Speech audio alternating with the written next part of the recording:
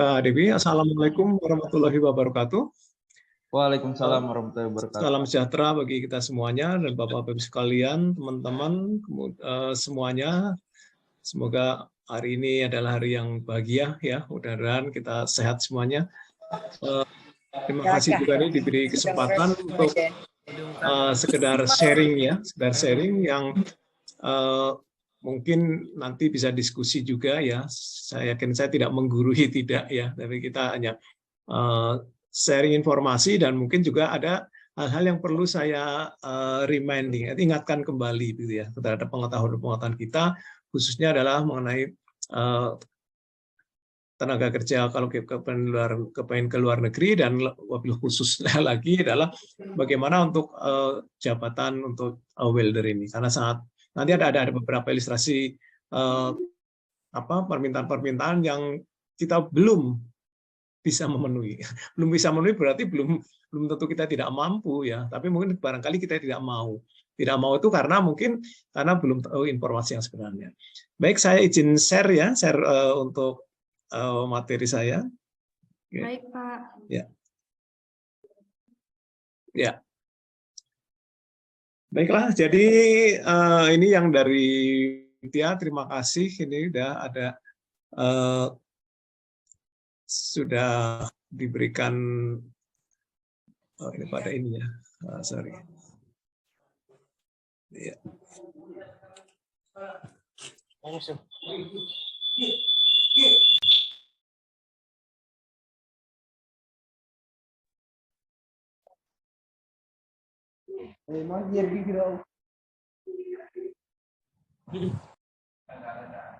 Ya, baik. Bisa dilihat ya ke gambarnya. Oke, baik. Ya. Kayaknya belum ke share screen, Pak Anjar. Belum muncul? Ya, belum muncul. Oke, sebentar. Saya ulangi lagi ya. Oke.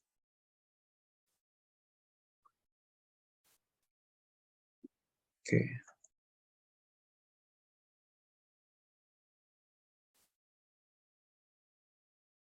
Ya, bisa muncul? Siap, udah jelas nih, Pak Anjar. Oke, ya. Baiklah.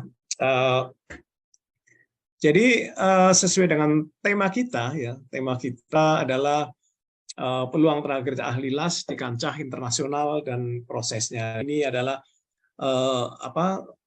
yang kita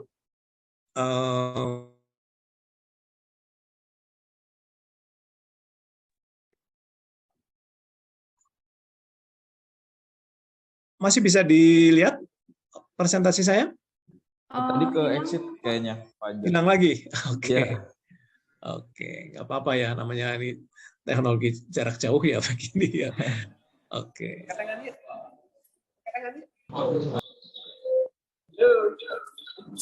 Nggak usah di full screen juga nggak apa-apa, Pak Anjar. Ya nggak, ini segini aja. Bisa ya, udah ya? Iya, segini aja nggak apa-apa. Oke, ya. Baik, pertama perkenalkan saya ya. Ya, ini nama barangkali ada yang belum kenal, nama saya Anjar. Biasa saya terakhir adalah di BP2MI ya. Di BP2MI kebetulan memang mulai naker lah ya. Mulai naker itu saya adalah kebetulan di bagian promosi, jadi biasa mencari peluang-peluang ke luar negeri. Kemudian di BP2MI juga sempat juga di situ, kemudian berpromosi juga. Kemudian yang lainnya di perlindungan, namun terakhir adalah di penempatan pelindungan kawasan Eropa dan Timur Tengah ya. Ya, jadi itu sekedar perjalanan, mungkin barangkali pengalaman yang bisa kita lihat nanti. Biasanya adalah berhubungan dengan persyaratan-persyaratan job requirement yang diminta oleh luar negeri seperti itu. Nah, inilah yang akan kita sharing supaya kita bisa memenuhi. Kemudian background saya kebetulan dari ekonomi human resources ya, human resources dan juga manajemen human resources. Jadi kalau dalam satu itu saya bisa melihat dari sisi supply dan sisi demand ya seperti itu. Nah, just coincidence ya yang seperti itu. Baiklah, Saya akan mulai dengan kita akan mundur ke belakang dulu sebagai satu background ya, karena kita ada satu background adalah kenapa sih kita perlu bekerja? Nah, kita semuanya udah tahu ya. Artinya bekerja itu sebetulnya itu kita mempunyai suatu hak ya. Hak saya bekerja itu hak. Nggak boleh dilarang saya bekerja. Nah, dan itu dijamin oleh Undang-Undang 45, Undang-Undang Dasar kita, Undang-Undang Dasar loh, undang-undang yang tertinggi ya, Undang-Undang Dasar. Nah, jadi di dalam pasal 27 dan ini terkenal sekali, khususnya adalah yang dari Ketenagakerjaan, bahwa sering sekali saya sampaikan bahwa pasal 27 ayat 2 khususnya adalah menyatakan bahwa setiap warga negara Indonesia, sekali warga negara Indonesia seperti kita semuanya, itu berhak atas pekerjaan dan penghidupan yang layak bagi kemanusiaan. Artinya kita bekerja itu yang layak. Ya, jangan asal bekerja. Nah, itu aturan-aturan kerjanya banyak sekali. Kalau melihat aturan tenaga kerja itu bukan aturan dari Indonesia saja, undang-undang yang kita buat, tapi juga undang-undang yang dibuat oleh internasional, yaitu International Labour Organization. Nah, itu juga punya aturan-aturan dalam bentuk konvensi. Ini yang boleh, ini yang tidak, ini yang boleh, ini yang tidak. Nah, itu maksudnya seperti itu. Artinya, kita sebagai tenaga kerja itu adalah betul-betul dilindungi baik di dalam negeri oleh aturan domestik kita dan juga oleh luar negeri oleh aturan yang di bawah UN Convention ya, UN Convention atau ILO Convention. Bahkan untuk migrant worker itu adalah langsung dari UN Convention. UN itu kalau ILO itu udah anaknya, UN adalah bapaknya. Karena ILO itu adalah part of organization daripada UN ya, dari PBB-nya seperti itu. Nah, ini yang perlu saya ingatkan kepada teman-teman sekalian, saudara sekalian, bahwa bekerja itu adalah merupakan satu hak. Nah, pertanyaan kita bagaimana? Loh, kalau hak berarti saya boleh dong kerja di mana saja? Silakan. Akan kerja di mana saja boleh. Manakala di Indonesia, di dalam negeri kita sudah ada aturannya, tapi juga tetap harus sesuai dengan aturan-aturan. Dan kita bisa melihat lagi berikutnya, nah sini. Jadi di dalam hak warga negara, ya hak warga negara kita sedikit kita mengulas pengalaman-pengalaman kita, bahwa hak atas kita sebagai warga negara itu punya satu hak atas pekerjaan penghidupan yang layak. Jadi saya harus yang layak kalau untuk pekerjaan, karena supaya hidup yang layak lah. Artinya sesuai dengan minimal kalori yang saya itu berapa, kemudian berapa seperti itu. Jadi tiap warga negara berhak atas pekerjaan dan kehidupan yang layak bagi kemanusiaan. Ini pasal 27. Kemudian yang penting lagi, hak lagi adalah hak untuk hidup dan mempertahankan kehidupannya. Jadi saya nggak boleh orang-orang membunuh kita atau kita membunuh, karena hak hidup kita itu dijamin oleh Undang-Undang Dasar lagi. Jadi setiap orang berhak untuk hidup serta berhak mempertahankan hidup dan kehidupannya. Nah, untuk mempertahankan hidup ini kan harus makan, harus kerja, harus apa? Nah, ini seperti ini. Nah, jadi kita juga harus mulai dengan bekerja. Nah, ini saya kasih background seperti itu. Supaya kita tahu bahwa kerja itu memang hak saya untuk bekerja. Jadi kalau orang melarang saya bekerja, wah itu nggak berarti mengelanggar atau against konstitusi gitu, bisa juga seperti itu ya. Nah, sekarang kewajiban kita juga, karena kita punya hak, kita juga punya kewajiban. Nah, kewajiban warga negara ini banyak sekali dalam undang-undang. Saya ini bukan pelajaran untuk undang-undang dasar gitu ya. Ini hanya mengingatkan saja, karena ini yang penting harus diingat bahwa wajib menaati hukum dan pemerintahan. Nah, ini artinya apa? Kewajiban warga negara itu adalah wajib mentaati hukum dan pemerintahan. Artinya kalau ada undang-undang, peraturan-peraturan nih di pasal 21 berbunyi itu segala warga negara bersamaan kedudukannya di dalam hukum dan pemerintahan. Artinya karena harus menaati hukum dan pemerintahan, berarti juga harus taat. Kemudian dan juga wajib pemerintahan itu dengan tidak ada kecuali, siapapun harus. Ini yang saya sebutkan di sini, yang saya maksudkan. Intinya ada di sini. Jadi kalau kita akan bekerja apapun atau akan melakukan sesuatu, itu kita punya regulasi, punya aturan-aturan. Ya namanya hidup udah aturan. Ya, kewajiban warga negara ini harus mentaati peraturan. Gitu ya. Jadi aturan-aturan itu bisa saja dibuat suatu antara aturan itu mulai dari yang paling besar, aturan undang-undang dasar, aturan peraturan pemerintah, peraturan menteri, mungkin peraturan, bahkan peraturan perusahaan. selama peraturan perusahaan itu atau yang terakhir perjanjian, peraturan perusahaan kalau sudah dibuat berdasarkan kerjasama perjanjian antara pekerja dan yang mempekerjakan, itu peraturan itu berlaku sebagai undang-undang bagi yang membuatnya. Jadi hati-hati ya, betul. Ini hubungannya nanti dengan kalau misalkan nanti dengan WSC misalkan BCS lembaga pelatihan kita misalkan ada sesuatu yang harus sudah ditandatangani bersama. Nah, bagi yang menandatangani ini perjanjian itu apapun yang ditandatangani itu adalah merupakan satu undang-undang bagi yang menandatanganinya. Nah, karena kita tunduk pada undang-undang berarti kita harus mentaati.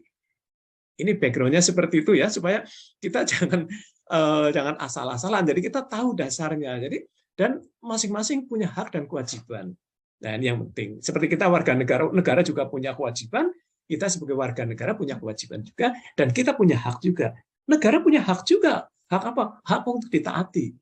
Misalnya, hak untuk ditaati aturan-aturannya dan juga harus ditaati seluruh aturan-aturannya. Nah, itu adalah sebagai satu background kenapa kita harus bekerja. Nah, kebetulan kita adalah di dalam sistem antar kerja kita, ya sistem antar kerja yang ada di Indonesia kita mengenal sistem ada 3 ya. Ini adalah antar kerja lokal. Nah, antar kerja lokal itu yang di dalam negeri artinya kalau kita dari kabupaten satu ke kabupaten lain. Ini misalnya seperti itu ya. Ini antar kerja lokal ini. Nah, jadi misalnya kabupaten masih dalam satu kabupaten, terus kabupaten terus pindah provinsi, misalnya kerja di Kalimantan, misalnya ke daerah IKN. Nah, itu sudah antar kerja antar daerah. Ya, jadi masih dalam hubungannya adalah di dalam negeri, itu juga ada aturannya. Ya, kemudian yang paling terakhir adalah antar kerja antar negara. Antar kerja antar negara artinya kita bekerja di luar batas teritorial Indonesia. Nah, ini yang harus dilaksanakan karena kita ada 2 negara sebagai sending country kita dan juga sebagai negara yang sebagai receiver countries, negara-negara penerima di sana. Nah, ini masing-masing negara punya aturan, kita juga punya aturan. Nah, karena kita belum keluar, maka kita harus aturan kita dulu. Nah, kebetulan ini yang terbaru, aturan kita adalah peraturan undang-undang kita sebagai pengganti Undang-Undang 39 tahun 2004, kita ada Undang-Undang nomor 18 tahun 2017 tentang perlindungan pekerja migran Indonesia.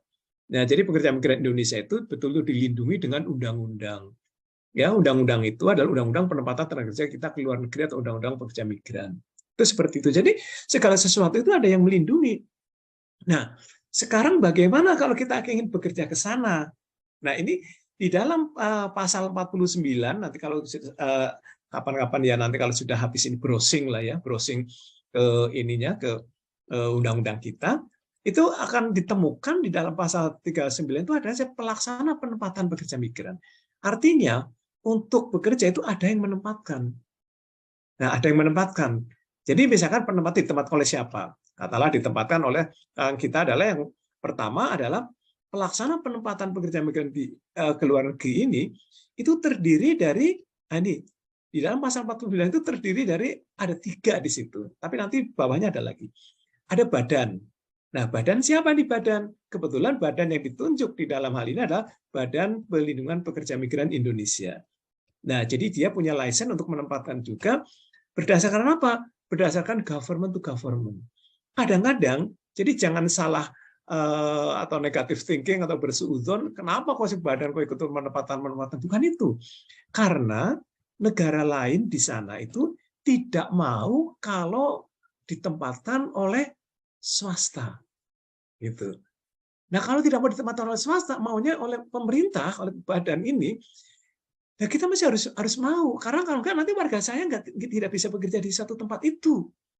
Tidak mendapat pekerjaan, berarti tidak mendapatkan kehidupan yang layak. Berarti negara lalai, karena harusnya atau abai, katanya melindungi melalui undang-undang berhak atas kehidupan yang layak. Tapi manakala saya akan bergerak ke sana, justru aturannya itu tidak mendukung, umpamanya seperti itu. Jadi kita warga negara bisa menyalahkan, arti aturan itu bisa saja kita kan sama kan di atas hukum seperti itu. Jadi kita saling. Nah, yang di badan itu adalah yang didasarkan untuk penempatan government to government. Artinya negara tersebut adalah bersepakat untuk kamu ngirim tenaga kerja ke negara saya dong. Oke, dengan aturan seperti ini. Dan itulah yang dilakukan oleh negara atau dalam hal ini pemerintah ya. Government to government. Bisa juga private di sana juga. Katakanlah perusahaan besar di mana misalkan di satu luar negeri misalkan, saya akan meminta satu tenaga kerja welder, tapi yang mengirim harus badan, harus negara. Ya bisa, kenapa tidak? Karena saya tidak percaya pada swasta. Ya bisa. Kita sebagai pemerintah, sebagai badan itu harus mengikuti. Nah, kita kan hasilkan penempatan. Calonnya siapa? Calonnya dari masyarakat. Everybody can do it. Siapa saja. Bisa dari lembaga pelatihan ini, bisa juga. Dari WSC, apalagi. Dari mana? Bisa saja. Sebagai sources. Nah, tapi yang secara license-nya yang menempatkan adalah badan. Karena mereka perusahaan di sana, karena perusahaan galangan kapal katakanlah di Qatar misalkan, kemarin setelah itu misalkan akan bangun lagi di galangan kapal lagi untuk banyak yang ini, tapi mintanya ke pemerintah. Padahal sana private, nggak apa-apa, bisa saja terjadi seperti itu. Nah, itu yang disebut dengan government to private atau G2P gitu. Intinya seperti ini. Itu yang pertama. Jadi kita harus menyadari bahwa pemerintah itu bukannya kita akan mengambil alih berkompetisi dengan private. No, nggak seperti itu. Ya, dalam sistem pemerintahan yang baru yang atau sekarang tahun 90 di sini, government is steering rather than rowing. Jadi hanya steering aja, membuat aturan, kebijakan. Nggak langsung kita mau merowing gitu, mendayung, nggak seperti itu. Namun demikian, kalau mereka maunya seperti itu, ya kita harus memenuhi supaya apa? Warga kita tetap bisa mendapatkan pekerjaan yang layak. Begitu ya. Dan nah, kemudian yang B ini, yang B itulah yang sudah kita ketahui semuanya dengan segala permasalahannya. Permasalahan yang jelek, permasalahan yang apa namanya. Inilah yang B ini. Perusahaan penempatan pekerja migran Indonesia. Ya, penempatan yang jelek. Kenapa penempatan jelek itu tadi? Ya, itu tadi kewajiban-kewajiban masyarakat perusahaan dan masyarakat swasta itu kan harusnya mentaati seluruh aturan-aturan. Nah, kebetulan saya di perlindungan itu kemarin banyak sekali data itu yang bermasalah itu yang tidak sesuai dengan aturan. Itu ya. Nah, ini yang mesti harus kita garis bawahi. Aturan itu sebetulnya regulasi itu adalah sebagai satu protection. Ya, kita harus melihat data, contoh katakan ke luar negeri. Ada aturan-aturan yang pertama adalah harus dokumentasi, harus lengkap. Pertama sih paspor harus ada. Itu kan sebagai perlindungan ya. Kan nanti tangkap polisi sana, paspor, visanya harus masuk dan seterusnya dan seterusnya dan seterusnya. Nah, ini yang harus dipenuhi. Nah, itu adalah sebagai satu kewajiban kita yang harus memenuhi, kita keluar dan itu merupakan satu perlindungan. Itu ya. Nah, jadi perusahaan penempatan pekerjaan swasta kayak PPTKI sudah dulu namanya PJTKI lah dulu gampang. Sekarang namanya PPTKI ya. PPTKIS pernah pekerjaan swasta, nah sekarang P3MI, Perusahaan Penempatan Pekerja Migran Indonesia. Namanya berganti 3-4 kali, yang jelas adalah dia pengirim tenaga kerja swasta gitu ya. Seperti itu ya. Pengertiannya seperti itu. Nah, dengan segala aturan-aturan yang semakin rumit, semakin berat sekarang. Ya, dari jaminannya dan seterusnya dan seterusnya. Itu ada lagi. Nah, itu boleh menempatkan ke luar negeri asal mereka sudah ada namanya recruitment agreement dengan di luar negeri. Katakanlah siapa perusahaan mitranya di sana. Nah, dalam recruitment agreement itu mereka bersepakat bahwa oke, saya membutuhkan welder 150 orang untuk sampai dengan semester ini misalnya seperti itu karena saya harus membangun ini. Nah, oke, mereka bersepakat itu. Oke, dengan syarat-syaratnya seperti ini, gaji seperti biaya dan sebagainya itu dilakukan oleh P3MI ini dengan mitranya yang di sana. Nah, kemudian setelah itu baru kalau sudah sepakat, oke ya sudah, kamu ordernya saya kasihkan kalian. Kamu kasihkan berarti mitra usaha di sana memberikan namanya job order kepada PT yang akan mengirimkan itu tadi. Nah, supaya job ordernya baik dan perusahaannya di sana baik atau tidak sih, abal-abal atau tidak sih, harus dilegalisir oleh kantor perwakilan kita di sana. Artinya, sebagai Indonesian representatif yang ada di luar negeri, harus mengetahui dong, karena badan usaha saya atau masyarakat saya yang di Indonesia akan bersepakat dengan yang ada di sana. Jadi pemerintah di sana harus tahu yang perwakilannya. Nah, itulah sebenarnya sebagai satu kontrol, sebagai suatu perlindungan awal. Gitu ya. Nah, setelah itu barulah mereka jelas meminta berapa? Meminta 150 welders dengan kualifikasi 4 sampai 6G misalkan sebetulnya. Dan ada rinciannya, misalnya sekian, pokoknya antar 4 sampai 6. Nah, itu nanti dengan syarat-syarat pengalamannya sekian tahun, dan itu disebutkan di dalam yang namanya job order atau demand letter. Artinya permintaan suatu jabatan kepada yang akan menyediakan, akan mengirimkan untuk proyek tertentu di luar negeri. Seperti itu ya. Nah, nanti setelah itu baru yang di dalam negeri itu dibuat yang namanya SIP, surat izin pengerahan perekrutan, surat izin pengerutan, dan untuk merekrutan itu bisa kerjasama dengan salah satu lembaga penyedia atau lembaga pelatihan. Contohnya seperti WSC ini tadi. Jadi kalau murid-muridnya WSC itu tadi itu jangan khawatir kalau misalnya kerjasama dengan itu bisa saja kemana-mana. Nah, polanya seperti itu, bisa badan juga bisa swasta, atau mungkin yang C ini. C ini perusahaan yang menempatkan pekerja migran untuk kepentingan perusahaan sendiri. Contohnya misalkan, seperti kemarin perusahaan BUMN. BUMN kita adalah untuk membangun steel construction di daerah katakanlah di Nigeria, bukan di Nigeria, di Aljazair di sana. Ya, dengan spek seperti ini. Mereka percaya kepada ahli-ahli las yang ada di Indonesia, mereka boleh membawa ke sana. Walaupun dia bukan PPTKS, bukan BUMN, boleh, perusahaan swasta, boleh, yang bukan PPTKIS, yang bukan P3MI. Jadi kalau saya punya perusahaan, kemudian saya punya kontrak di Aljazair atau di Qatar untuk membangun steel construction gedung sekian nanti dengan konstruksi baja, dan saya perlu welder ini, saya boleh bawa welder saya sendiri, dan pengawasnya sendiri saya bawa semua tenaga kerja, saya boyong ke sana. Itu boleh. Nah, itu adalah perusahaan yang menempatkan pekerja. Seperti pada waktu dari metro Manila terus sampai ujung yang utara itu membangun jalan layang persis yang kita punya itu, yang menggunakan sosor bahu itu, yang jalan raya Tanjung Priok itu. Jadi kalau dilihat ke sana, kalau ke Manila sana, sama persis. Ini kok kayak di Ahmad Yani sih, kayak di Pedati, kayak di mana, sama itu. Jalan-jalan itu Jatinegara sama, karena memang cetakannya sama. Nah, itu bawahnya juga sama dari kita, pegawai-pegawainya yang masang-masang itu yang nanti akan memutar penyangga-penyangganya itu yang tadi begini-begini. Nah, itu orang kita. Nah, itu boleh seperti itu. Nah, ini adalah yang menempatkan. Jadi jelas ya. Oke, nanti kita supaya pengetahuan juga. Nah, ini. Terus kalau nggak ketiga itu gimana, Pak?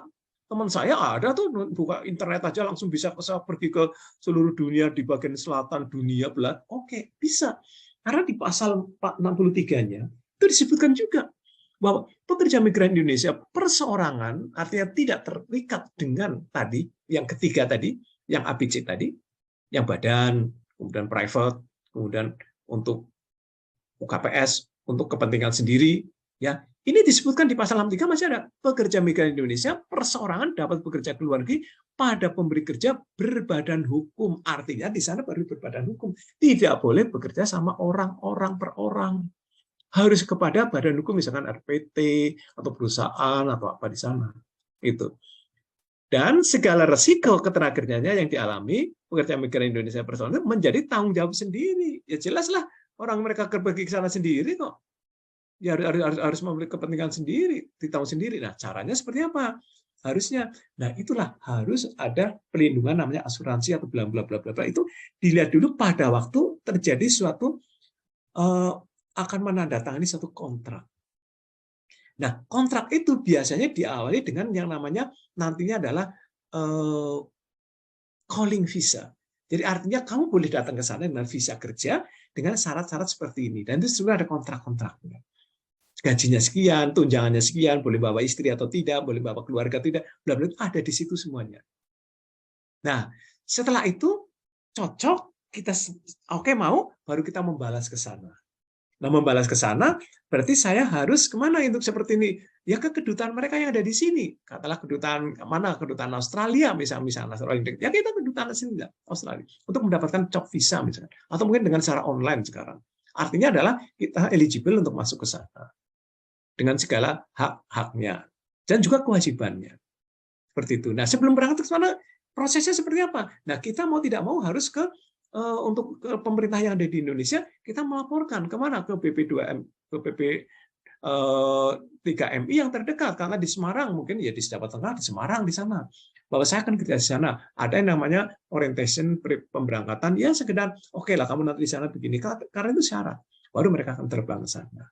Nah, jadi yang ketiga ini adalah pekerja migran Indonesia perseorangan sebagaimana dimaksud pada ayat 1 ini wajib melapor kepada instansi yang menyelenggarakan urusan pemerintahan di bidang ketenagakerjaan atau perwakilan Republik Indonesia. Artinya bisa ke dinas-dinas juga atau ke BP 3MI yang paling dekat di situ, dan di sana juga harus lapor kepada siapa ya, RT-nya kita kan punya RT di luar negeri, wakilnya kita ya, harus lapor ke sana.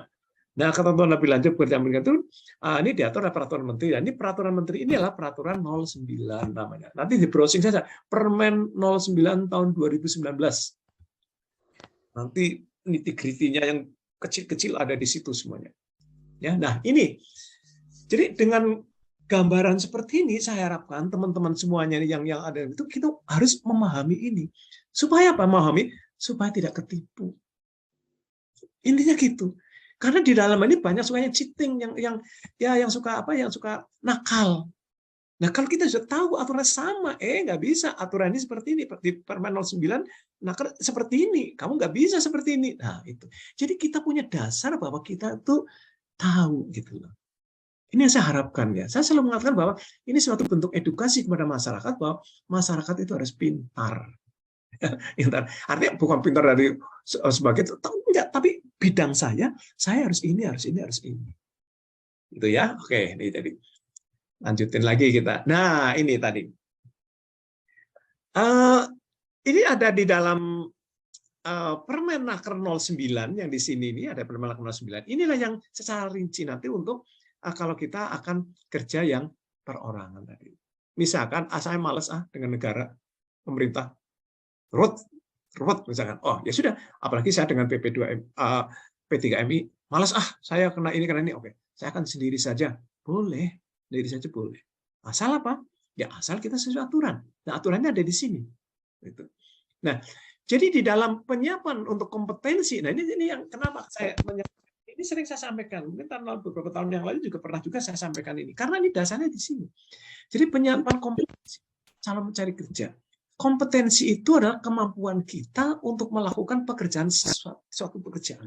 Katakanlah kompetensi kita di bidang las yang masih sudah 5G misalnya. Jadi 5G atau kompetensi apapun itu yang harus dilakukan adalah ini melakukan itu sudah bisa.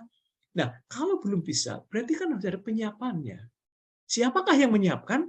Ya lembaga-lembaga pelatihan, sekolah, atau mungkin juga welding study center seperti yang sedang tempat kita misalnya ini yang kita atau yang lain seperti itu. Nah, di dalam Undang-Undang 18 tahun 17 itu bab 1 ketentuan umum calon pekerja migran Indonesia adalah setiap warga negara Indonesia yang memenuhi syarat.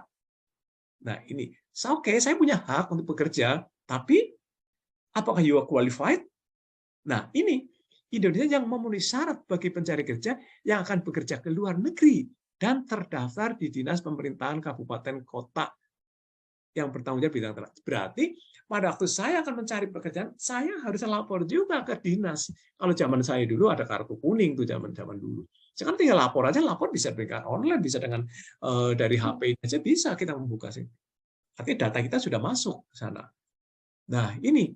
Jadi walaupun semua orang berhak, oke berhak, tapi juga ada suatu persyaratan juga yang memenuhi syarat. Tentunya. Ya. Nah, kemudian di pasal 13-nya itu untuk dapat ditempatkan di luar negeri, calon pekerja migran Indonesia wajib memiliki dokumen apa? Ya dokumen kebetulan di sini ada A, B, C, D, E, F. Nah, dokumennya apa ini? Karena kita ini contohnya adalah surat keterangan status perkawinan, oke, bagi yang telah menikah, oke. Surat keterangan izin suami atau istri bagi yang sudah berkeluarga misalkan. Kemudian, nah ini yang C-nya, sertifikat kompetensi. Sertifikat kompetensi berarti menunjukkan bahwa apa yang kita bisa, yang mampu kita. Ya, ini yang C itu. Kemudian surat keterangan sehat, oke lah itu sebenarnya. Paspor jelas karena kita akan keluar negeri harus punya paspor. Visa jelas karena kita akan visa kerja berarti harus di sana. Kemudian nih perjanjian penempatan pekerja migran Indonesia. Nah, kalau dikirim oleh P3MI harus ada yang namanya perjanjian penempatan pekerja migran Indonesia. Artinya perjanjian penempatan antara si yang akan menempatkan dengan calon tenaga kerjanya. Oke, kamu nanti akan saya tempatkan di Qatar dalam waktu 3 bulan setelah kamu lulus. Kalau tidak, berarti saya akan mengganti biaya bla bla bla. Nah, itu adanya di perjanjian itu. Ya, jadi perjanjian penempatan itu antara si calon yang akan bekerja dengan yang akan menempatkan itu bersepakat.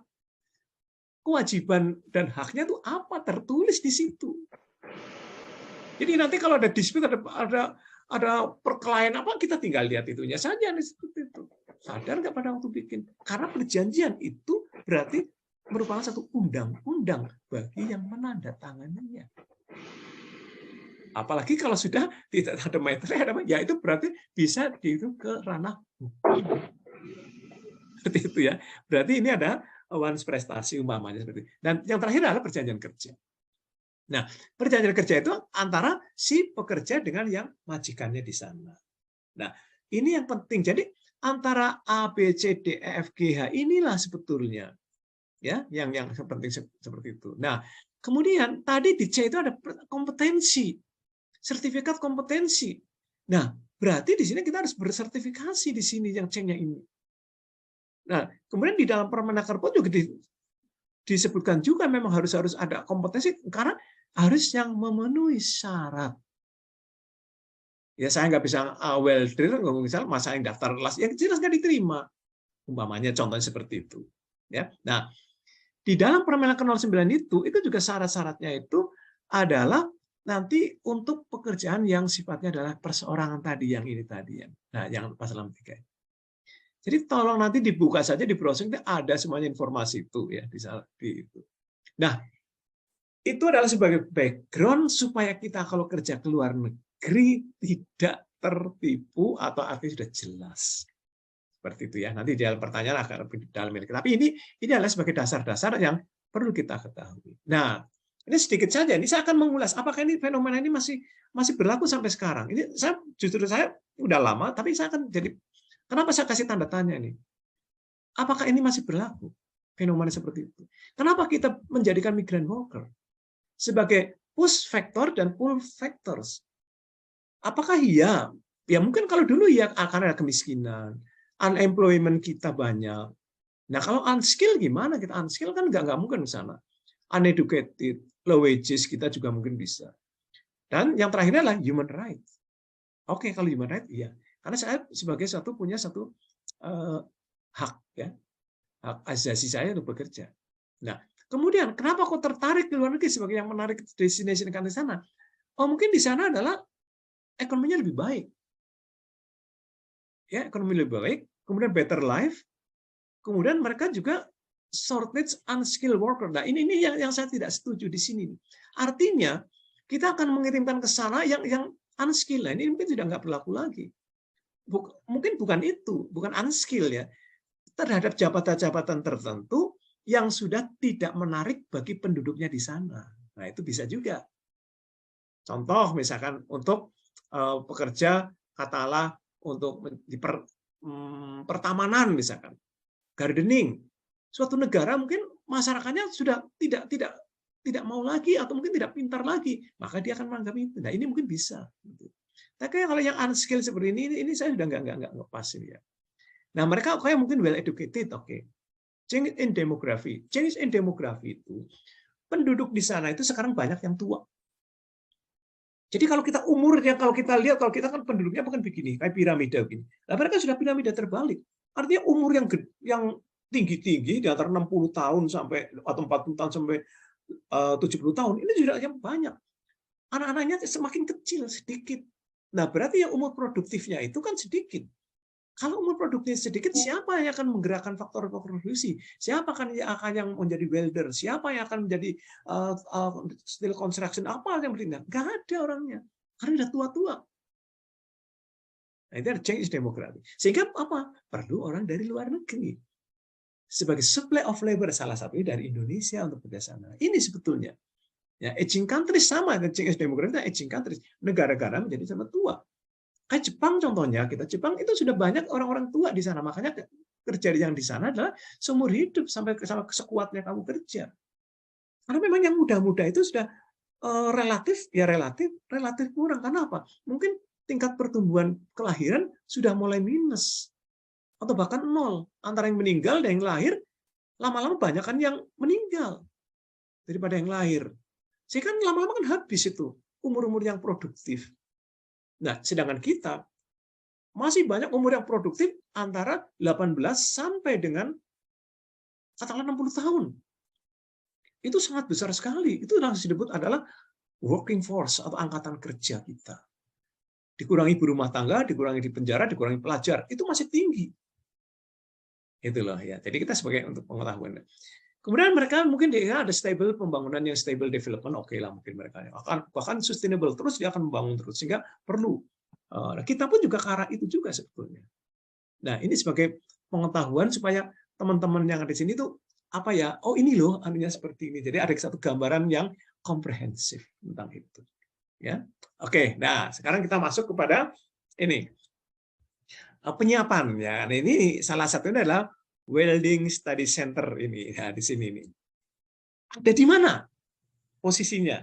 Nah, jadi kalau kita akan sebagai satu labor supply atau penyedia tenaga kerja, istilah dalam penyiapan penyedia itu. Nah, kita lihat di sini nih. Penduduk antara 15 sampai 59 kita, ini tahun 2000 BPS 2018 ini adalah 124 juta. Artinya berumur antara ini segini. Ya, yang antara ini. Berarti betapa banyaknya kita potensial untuk yang sangat produktif. Nah, inilah yang disebut dengan angkatan kerja tadi. Dan di dalam umur angkatan kerja itu juga ada yang lulusan SLTA atau mungkin perguruan tinggi atau apapun. Nah, lulusan perguruan tinggi ini tidak semuanya kuliah. Ya kan? Tidak semuanya ke perguruan tinggi. Tidak. Ada yang ke perguruan tinggi, ada yang ke lembaga pelatihan. Nah, katakanlah lulusan SMA, saya mau belajar ini aja deh. Belajar untuk las misalkan. Ya nggak apa-apa, berarti ke sini. Nah, yang di perguruan tinggi juga mungkin di sana juga belajar juga dengan cara yang lain. Nanti lulusannya sini, dia akan masuk ke sini. Akan masuk sebagai calon atau penyediaan satu labor supply. Yang lulus dari pelatihan ini setelah dia menjalankan uji kompetensi melalui LPS, lembaga sertifikasi profesi LSP lah gitu ya. Itu nanti setelah itu walaupun dia lulus SMA dari angkatan kerja ini, dia juga masuk ke sini. Ya, masuk ini setelah dilatih di sini dia masuk ke sebagai calon pekerja yang sudah kompeten. Nah, jadi proses daripada Welding Study Center itu, prosesnya kedudukannya itu adanya di sini. Ada di sini. Kita ngambil dari lulusan-lulusan SMA atau lulusan SMK atau lulusan apapun yang ada willing, ya ada kemauan untuk dilatih di sini, dan setelah di tempat uji kompetensi juga, kebetulan di WSC juga ada tempat uji kompetensi juga, lengkap di situ. Nah, hasil dari itu masuk ini sebagai satu kantong lagi adalah sebagai supply of labor. Artinya saya siap untuk bekerja. Saya sudah punya kompetensi. Jadi artinya sesuai dengan tadi yang ABCDEF tadi, yang C tadi. Punya sertifikat kompetensi yang ini. Nah, ini. Saya sudah punya ini. Ya, jadi kalau di sini adalah yang ini sertifikat kompetensi, sertifikasi. Nah, di sini. Sehingga saya layak untuk menjadi calon. Nah, calon pekerja itu sebenarnya calon itu bisa juga bekerja di dalam dan di luar negeri. Jadi jangan ke luar negeri terus, ya, bisa juga nanti ke IKN di sana siapa yang akan bangun umpamanya gitu ya. Nah, ini bisa juga, tapi kita justru karena siang ini kita lakon ya ke luar negeri, webinarnya ya kita anggap saja kita ke PMI Pekerja Migran Indonesia ke luar negeri melalui satu migrasi. Nah, di dalam migrasi itu perlu perlindungan. Perlindungannya sekarang ada di dalam Undang-Undang 8 ada perlindungan hukum, perlindungan sosial, dan perlindungan ekonomi di situ. Nah, perlindungan sosial produktif itu adalah setelah pulang nanti dia harus bisa memberikan atau pemberdayaan kepada keluarganya melalui usaha-usaha produktif atau barangkali dia untuk menyaingi WSC. Saya juga akan membuka pelatihan seperti WSC juga. Silakan, monggo, boleh saja. Karena saya sudah merasa pengalaman di sana, saya punya knowledge tentang itu, nanti bilang saja, Mbak Devi, saya akan membuat yang seperti ini dong, nanti partner, silakan. Sebagai partner nggak masalah. Itu sehingga nanti akan bisa memproduksi lebih banyak lagi calon-calon yang kompeten di dalam bidang welding. Nah, setelah itu tujuan akhirnya dari penempatan adalah harusnya menjadikan suatu kesejahteraan sosial. Jadi di dalam Pancasila yang sila yang ke-5, yang keadilan sosial semuanya itu kita dapatkan juga melalui satu hak yang sama. Ini loh, calon-calon seperti ini juga mungkin bisa juga calon pengen sudah pulang tadi atau yang korban-korban PHK bisa saja latihan. Walaupun dulu saya tidak pernah bayangan misalkan dia sudah katakanlah sudah akademi ya D3, tapi saya akan belajar las lah ini. Silakan. Bisa juga tempatnya adalah di sini. Sehingga kalau dia lulus nanti bisa sebagai calon yang punya kompetensi di bidang welder dan mungkin mulai dari 4G misalkan, mulai dari 4G misalnya dan seterusnya. Nah, gitu. Ya, jadi jelas ya. Ini saya belum ke gongnya ini masih interlude intronya sampai interlude itu. Belum referennya belum mulai. Oke, nah sekarang ini tadi. Ini dari tahun 2021, ini aja gambaran saja betapa permintaan dari luar negeri itu ini untuk jabatan-jabatan umum ya itu ya, termasuk konstruksi, termasuk waktu. Artinya apa? Betapa banyaknya kebutuhan di luar negeri. Dan ini sudah benar-benar sudah minta loh ke kita. Bukan hanya katanya tidak, sudah dibuktikan dengan surat permintaan. Itu contohnya di Timur Tengah, Afrika sampai Eropa, Australia, Asia Barat, Asia Timur seperti itu. Ya, kira-kira sekitar tahun ini aja sekitar 1,5 juta. 1,5 juta. Bayangin saja, kalau setengahnya saja pergi ke sana, setengahnya saja gajinya rata-rata 15 juta misalkan. Ini yang paling kecilnya 15 juta. Misalkan saja, berarti 1 tahun kali 12 ya. Berapa itu? 15 kali 150 tambah 13 jadi 180 juta seorang. Nah, kalau 150 juta, berapa yang akan masuk ke Indonesia? Itu remintasinya berapa seperti itu. Kita setengahnya aja misalkan. Coba. Betapa potensial untuk membangun kita untuk membuat masyarakat sejahtera mendapatkan penghidupan yang layak bagi kemanusiaan. Ya, oke, ini contoh seperti itu. Nah, sekarang ini juga sama permintaan. Ada permintaan welder dari berbagai negara. Oke, ini sebagai gambaran secara umum dulu ya. Artinya apa? Ini sudah kita kecilkan. Welder ini di luar negeri itu tahun 18 saja atau 19 saja itu peluangnya banyak sekali. Ini sebelum pandemi ya, belum pandemi. Nanti setelah pandemi agak turun ya, karena semuanya kan sibuk dengan lockdown-nya kan dulu. Jadi, nah, ini sebelum sampai itu. Artinya apa? Ada suatu sekitar ya banyak peluang. 20 ribuan lebih peluang ya. Dengan berbagai macam kriteria, berbagai macam kompetensinya. Seperti itu. Ya, termasuk mana? Ini didominasi kemarin adalah sebelum pandemi itu adalah ke Eropa Timur. Ada Polandia, misalkan contohnya. Asal jelas saja. Dan waktu saya ke sana, waktu itu dulu zaman masih BNPDUTK namanya, ke perusahaan untuk membuat kapal pesiar, itu bahannya dari aluminium, berarti speknya kita harus bisa mengelas yang aluminium.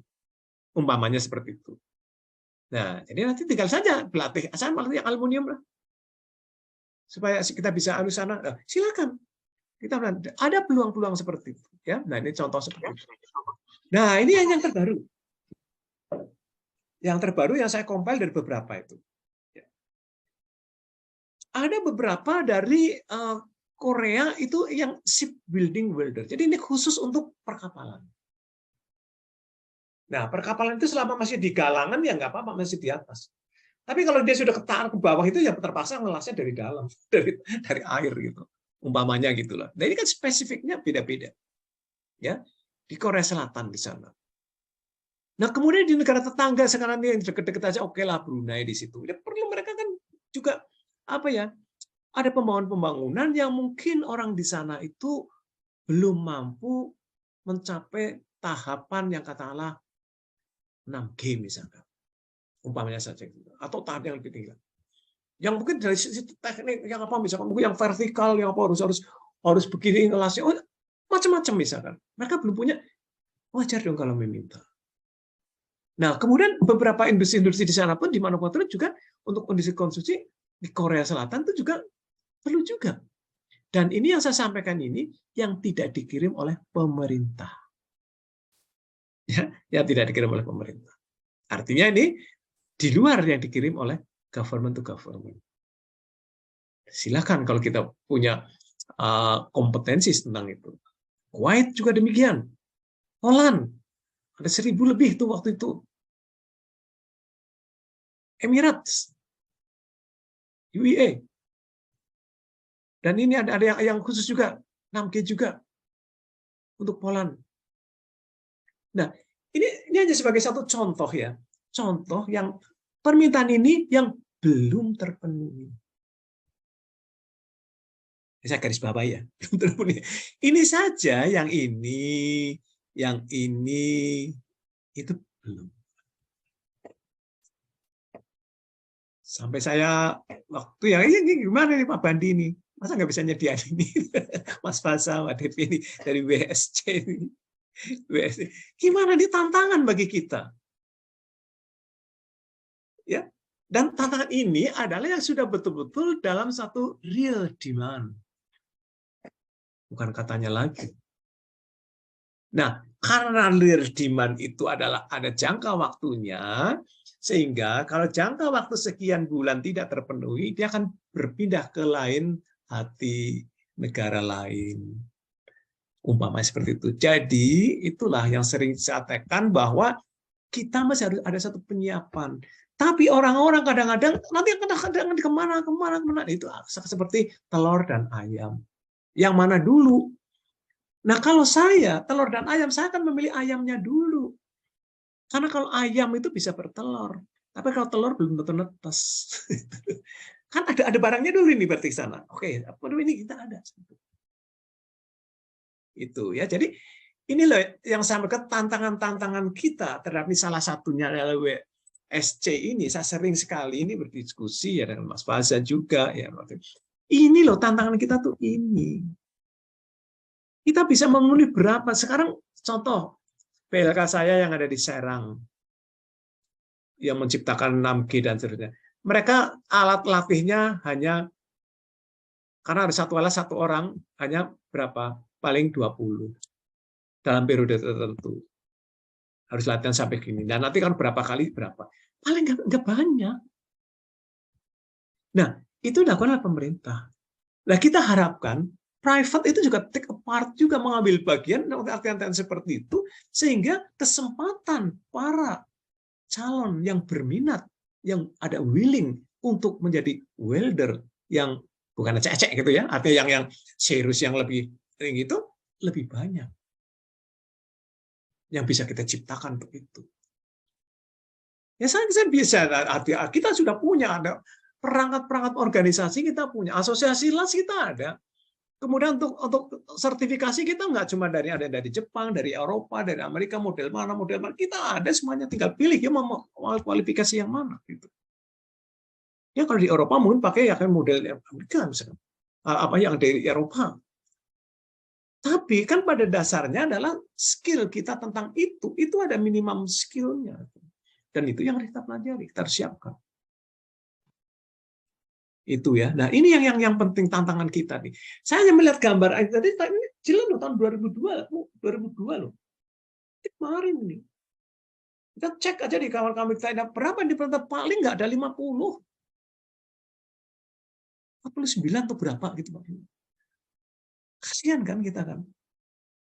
Artinya saya sebagai apa ya, sebagai mantan yang sering mempromosikan mencari peluang-peluang ke luar negeri sana, itu udah ada seperti ini, tidak bisa dimanfaatkan, ini rasanya kita adalah ya sayang gitu. Eman-eman itulah bahasa Jawanya gitu.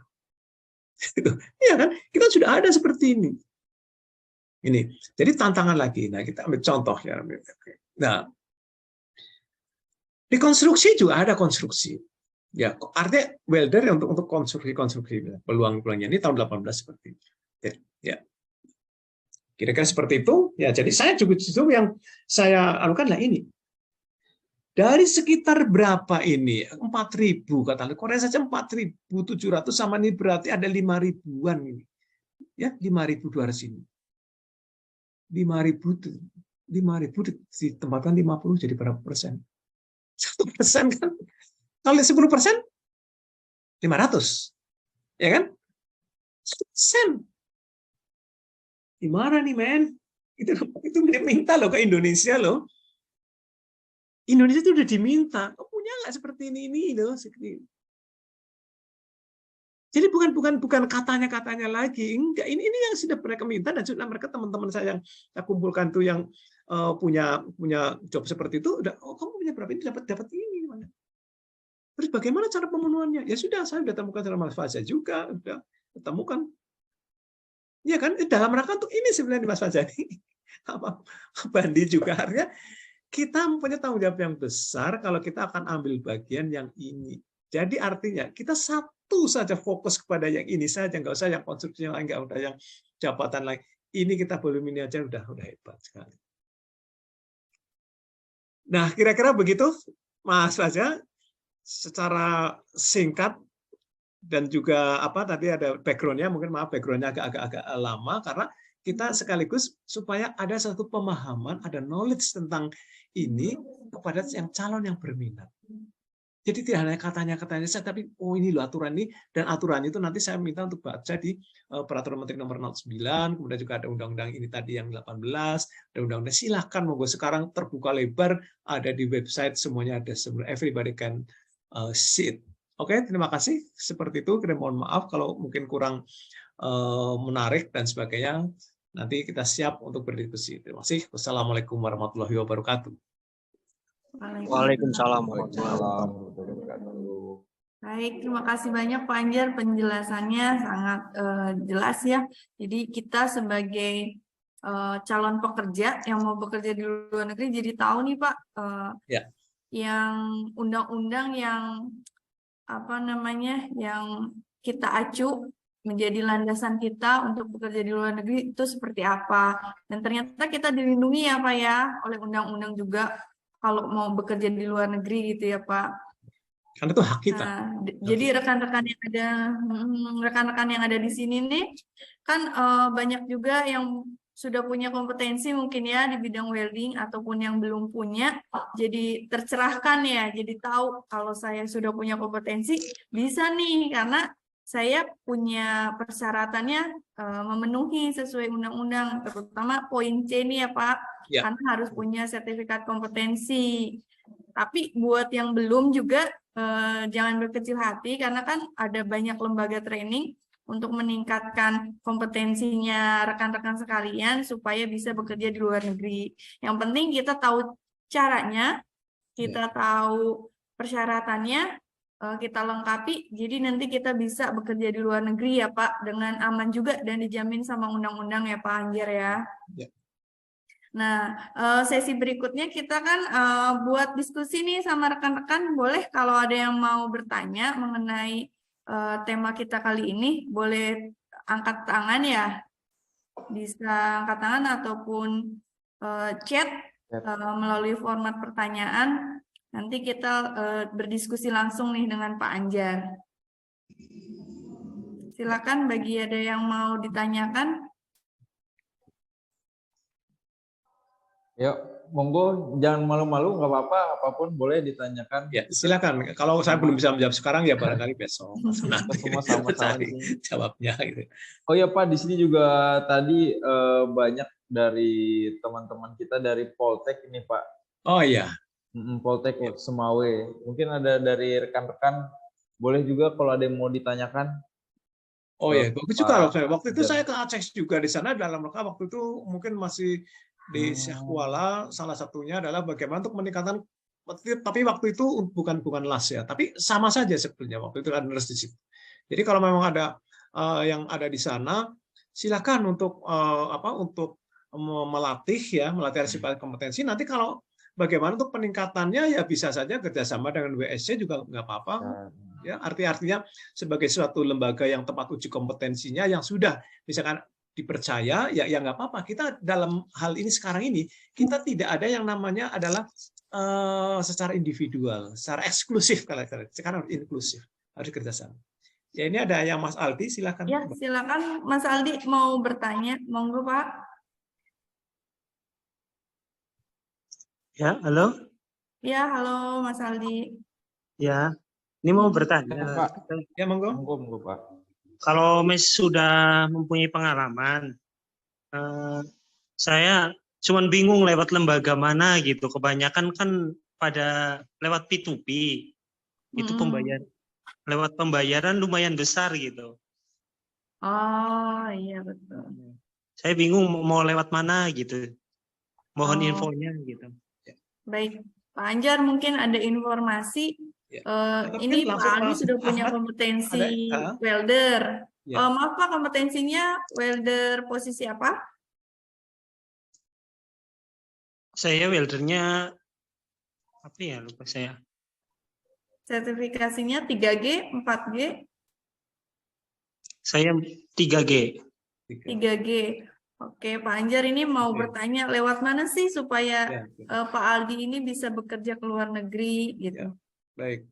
Mungkin langsung satu lagi Mas Ahmad Damun. Oh ya, boleh Pak Ahmad ini sudah sangat kompeten di bidang welding Pak. Salah satu senior kita juga di industri. Itu mungkin justru malah akan menjawab, itu akan menjelaskan nanti Muhammad. Ya, boleh Pak Damun, ada yang mau ditanyakan? Ya Pak Damun, silakan. Kebetulan Pak Damun juga pernah bekerja di luar negeri ya Pak? Nah iya makanya, itu kan makanya sebagai satu narasumber. Ya. Silakan dong Pak Damun. Silakan Pak. Assalamualaikum warahmatullahi wabarakatuh Pak Anjar. Waalaikumsalam. Anjar, ini ada yang perlu saya tanya Pak Anjar. Itu kira-kira persyaratan apa sih Pak Anjar kalau kita itu mau jadi labor supply yang ke luar negeri? Karena yang saya pikirnya gini Pak Anjar, kebanyakan kan kita ini banyak ya punya orang yang berkompeten, tapi yang tadi seperti yang ditanyain itu dia tidak bisa menyalurkan bakatnya dia, padahal dia sendiri ingin bekerja, gitu Pak Anjar. Oke. Ya, saya jawab dulu ya Mbak Devi ya, dulu ya. Silakan Pak Anjar. Sekaligus karena berurutan juga kebetulan sama. Ya. Baik, terima kasih Mas Aldi dan Pak Adamun, ini sudah pengalaman juga. Jadi begini Pak, kalau secara aturan ini tadi adalah ya ini Pak sebetulnya Pak. Ini Pak. Yang bisa menempatkan ke luar negeri yang punya license dari pemerintah ya adalah ya tiga ini, badan, langsung peraturan presiden, malah dia ditunjuk oleh presiden atau melalui BP2MI untuk C2G, tapi ini tergantung di sananya, mau nggak gitu loh, mau sama badan nggak, Kemudian ini Pak, perusahaan penempatan pekerja migran di Indonesia, dan ini tadi yang Mas Aldi juga begini ini, melalui yang namanya adalah agensi seperti ini. Nah, karena memang di dalam aturan itu juga ada yang namanya aturan-aturan itu harus sesuai dengan yang namanya cost structure. Cost structure atau biaya, struktur biaya itu penempatan itu dibuat oleh pemerintah bersama teman itu. Jadi kalaupun seandainya pun masih sesuai dengan cost structure, itu adalah ya resmi itu tadi. Misalkan itu melalui penempatan pekerja migran, perusahaan penempatan, agent lah katalah agent tadi ya, seperti itu. Jadi tadi melalui seperti itu. Nah, tentang tinggi dan rendahnya biaya itu tadi itu relatif, makanya kita lihat dulu informasi kepada kantor ini, kantor BP2MI, cost structure-nya sebetulnya berapa sih? Itu. Nah, cost structure itu bisa juga kenapa tinggi? Karena masuk di dalamnya adalah ada biaya pelatihan. Itu. Ya. Nah, biaya pelatihan itu kan kita tahu sendiri. Sekolah bahasa saja udah kelihatan. Iya kan? Pak Damon kan udah pengalaman dulu. Jadi harus belajar bahasa, paling nggak kan belajar bahasanya di sana. Atau bahasa umum lah, bahasa umum ya bahasa Inggris lah. Kita. Seperti itu. Nah, ini kan harus ada seperti itu. Sehingga cost structure-nya inilah yang penting. Nah, sehingga ketiga ini, atau mungkin kalau ini temporer ya, perusahaan belum tentu ya, karena ada tergantung dia punya proyek atau tidak. Nah, yang penting lagi justru yang ini yang saya sampaikan tadi. Ini yang selama ini belum terlihat. Kalau kita misalkan, sekarang kan kita internet aja kan tiap menit kita kan bisa buka internet. Kita cari dong lowongan ke luar negeri, informasi ke luar negeri, atau ada teman sana. Nah, ini kita gunakan yang pasal 63 ini. Karena alas itu tidak mungkin akan bekerja di perorangan di sana. Perusahaan-perusahaan itu. Yang kita daftar harus yang perusahaan maksudnya. Ya karena ini harus pekerja itu harus kepada suatu lembaga berbadan hukum.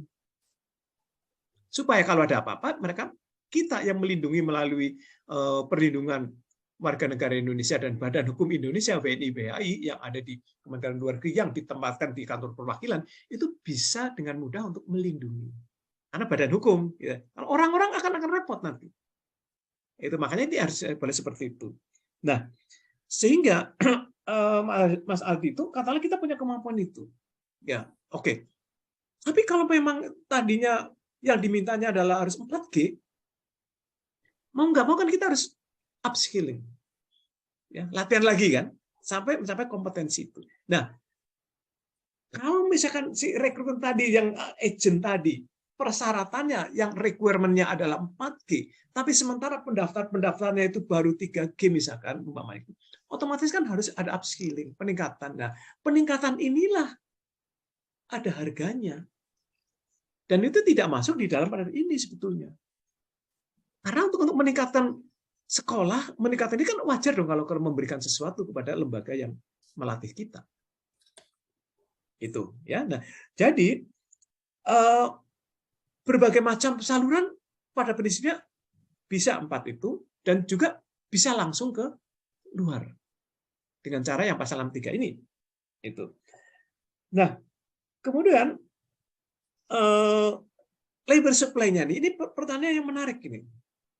Karena untuk menjadi supply of labor itu sudah diatur di dalam Undang-Undang 18, Pak. Harus berbentuk apa, itu sudah jelas. Labor supply itu harus berbentuk badan hukum yang memiliki kriteria-kriteria yang ada di dalam Undang-Undang 18 tahun 2017. Yaitu berbentuk perusahaan terbatas yang mempunyai license SIUP P3MI tadi itu. Itu secara resmi itu Pak, jelas itu seperti itu. Ya, jadi kita tidak bisa kalau itu berarti kita trafficking karena tidak diakui oleh pemerintah. Seperti kayak WSC misalkan akan menyalurkan ke luar negeri, nggak bisa Pak. Itu nanti akan against law, kita kena aturan pidana Pak. Karena bukan penyalur, menyalurkan. Gitu. Tapi WSC itu bisa bekerja sama dengan yang punya license untuk menempatkan ke luar negeri untuk apa? Untuk menyiapkan orang-orangnya tadi.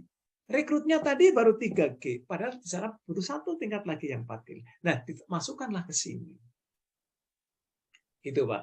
Nah, kalau sudah memenuhi syarat Bapak, misalkan Pak Damun itu, misalkan sudah banyak teman-temannya yang sudah banyak teman, ya ini bisa saja bisa kerjasama dengan langsung dengan dengan penyalur yang ada di Indonesia yang resmi, kan mesti kita ada lah temannya. Itu mesti yang untuk melakukan itu. Dan nanti masalah pembiayaan, kita sudah bisa bekerja sama dengan lembaga pembiayaan, Pak. Kayak perbankan misalkan. Untuk apa? Untuk membiayai itu tadi. Nanti kita mengangsurnya ke siapa? Ya ke bank langsung. Tidak kepada si penyalurnya, tidak. Gitu, Pak. Jadi sekarang sebenarnya sudah relatif dipermudah, cuma permasalahan sekarang, Pak.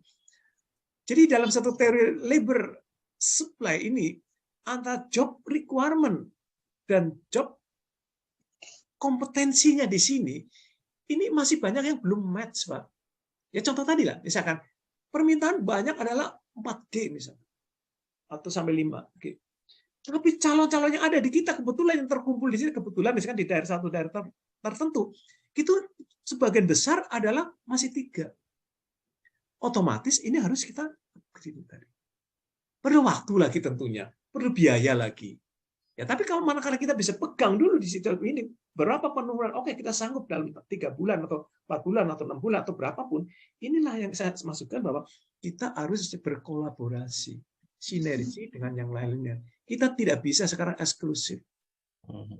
Ya, yang terakhir-terakhir ini termasuk handphone pulsa itu juga nggak bisa sendiri. Zaman saya dulu M3 sendiri, ini sendiri, XL sendiri, ini sendiri. Bahkan bikin towernya juga sendiri-sendiri. Habis itu, nggak efisien. Dan demikian juga dalam hal ini. Kita harus bekerja sama dengan lembaga pelatihan, lembaga penempatan. Kalau kita tidak mau bekerja dengan lembaga penempatan, kita harus menjalin jaringan ke luar negeri yang bisa direct meminta. Nanti secara apa? Kita sebagai lembaga pelatihan. Dan kita pun juga tidak in charge di situ, kita hanya mengumpulkan, hanya memberitahu informasi, nanti pelaksananya ya pasar lampu 3 ini. Kan negara itu sudah bagus, negara itu sudah give choices, Pak. Negara itu sudah memberikan pilihan-pilihan. Pilihan melalui badan, pilihan melalui swasta, pemilihan melalui kepentingan sendiri, melalui perusahaan yang punya proyek di sana, dan juga kita sendiri bisa. Gitu. Nah, ini kira-kira seperti itu. Nah, ini yang penting itu justru pada waktu permintaan yang dari sana requirement, job requirement-nya dan job specification-nya itu apakah terpenuhi dengan kompetensi kita. Kita match-kan, bisa klop enggak gitu. Nah, kalau sudah klop, ya sudah. Maafi muskilah. Enggak masalah itu. Bisa seperti itu. Tinggal bagaimana sekarang merencana. Nah, kalau kita sebetulnya ini salah satu cara juga. Kalau misalkan pengalaman-pengalaman teman-teman yang ada di sana yang masih ada di sana, sebetulnya kan bisa menghubungi di sana perusahaannya langsung untuk biasanya begini ya, itu ada dari mouth to mouth itu ya, untuk yang ada nggak temannya seperti itu. Nah, ada saya teman saya seperti ini. Nah, kalau teman saya itu kalau tidak mau oleh agent karena ada biaya, ada apa sebagainya, ya berarti harus melalui sendiri. Ya. Karena itu diperbolehkan. Yang namanya headhunter itu, dia itu mendapatkan uang dari yang meminta. 1 bulan gaji, Pak. Teman saya ada misalnya gajinya 7.000, ya dia dapat 7.000 dolar misalkan. Gajinya misalkan seperti itu ya. Kemudian 1 orang. Nah kalau 3 orang, bisa dapat 21.000. Kan lumayan itu. Itu yang bayar siapa? Yang bayar perusahaan di sana gitu loh. Jadi tidak nothing to do with calon tenaga kerja. Karena calon tenaga kerja itu nggak boleh. Dia hanya bisa untuk memenuhi sendiri, artinya biaya-biaya sendiri, dan juga biaya-biaya untuk pelatihan. Termasuk biaya makan di pelatihan. Loh, kamu kan nggak makan gimana? Kamu nginep di situ gimana? Nah, itu include di situ. Dan itu bisa, nggak masalah. Dan bisa dipertanggungjawabkan. Loh, kamu kalau nggak ya kos di tempat lain. Nah, kos itu kan juga perlu biaya. Ini loh. Nah, ini ya supaya kita juga apa ya? Jadi supaya kita tahu bahwa kos yang dikeluarkan itu untuk apa saja sih. Kadang-kadang kita kan nggak mau untuk bayar sekian 10 juta, apa rinciannya? Nanti pada lapor ke tempat teman-teman saya dulu, yang bagian saya dulu, saya di perlindungan jadi tempat lapor. Padahal dia sendiri yang nggak ngerti. Dia ngutang ditagih lagi. Dia yang namanya hutang kan harus dibayar. Umpamanya seperti itu ya. Jadi inilah yang harus jelas seperti itu. Ya, kira-kira itu Pak Damun ya. Jadi bisa juga kalau secara normatif yaitu 3 itu tadi, karena itu diberikan license oleh pemerintah. Gitu loh. Tapi kalau kita nggak mau ya inilah pasal lampu 3 ini tadi, perorangan. Berarti kita harus ada orang yang di sana, kamar kerja yang langsung ke perusahaannya di sana. Itu langsung perusahaannya di sana. Itu direct user istilahnya.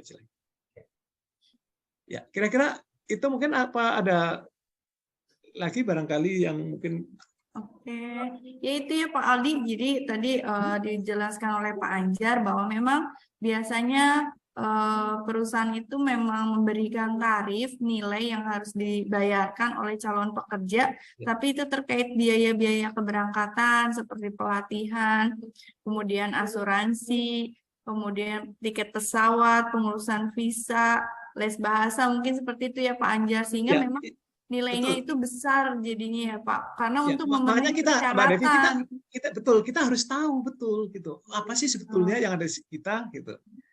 Betul.